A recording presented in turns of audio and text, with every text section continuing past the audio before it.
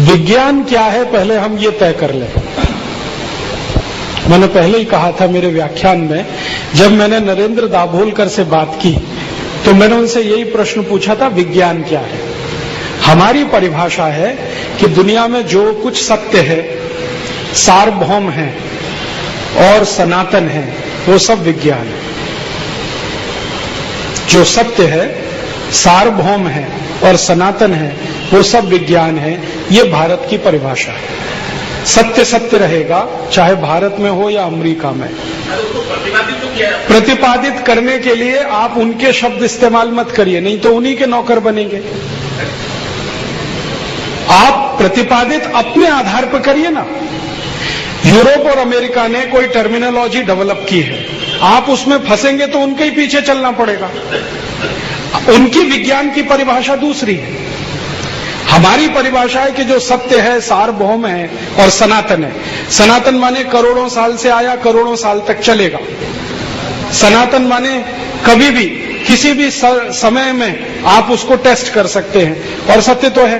तो जो सत्य है, सनातन है, सार्वभौम है, वो हमारा विज्ञान है। यूरोप में विज्ञान दूसरा है। उनके यहां विज्ञान की परिभाषा ही अलग है। उनके यहां लोगों द्वारा कहा गया, जिनको वो ऊंचा मानते हैं, वो विज्ञान है। जैसे प्लेटो बहुत ऊंचा आदमी है, वो कुछ कह देगा, वो विज्ञान हो गया उनका। सुकरात ऊंचा आदमी है, उसने कुछ कह दिया तो विज्ञान हो गया। हमारे यहां किसी व्यक्ति ने कह दिया इसलिए विज्ञान नहीं है, वो करोड़ों साल से चला आ रहा है, अगले करोड़ों साल चलेगा, इसलिए विज्ञान है। अब प्लेटो ने बोल दिया कि स्त्री में आत्मा नहीं होती, तो पूरा यूरोप यही मानता है कि स्त्री में आत्मा नहीं होती, आज भी मानता है।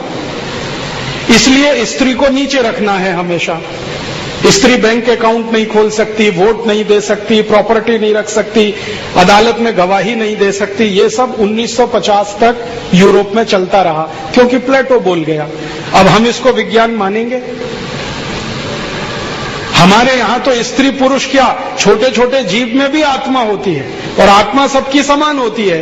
तो हमारा विज्ञान तो अलग हो गया ना उनसे।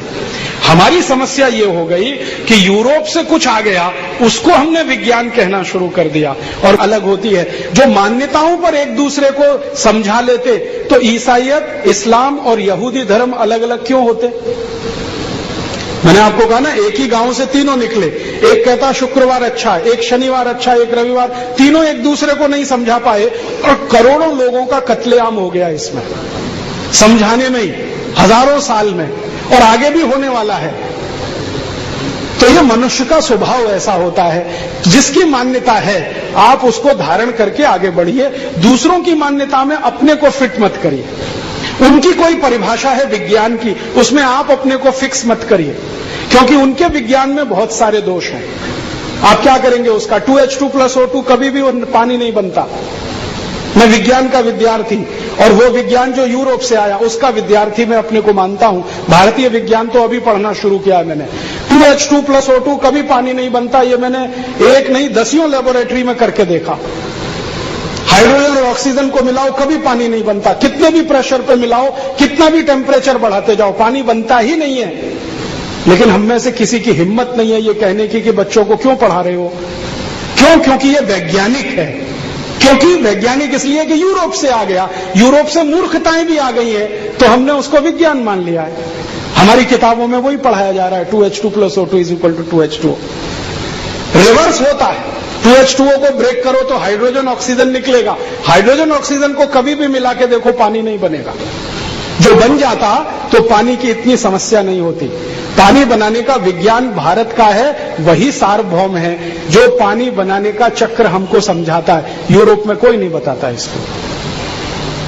अब आप यूरोप के 2H2+O2 पे लगेंगे अपने को प्रतिपादित करने, कहां आगे बढ़ने वाले हैं? आप तो खुद गिर जाएंगे वहीं पर।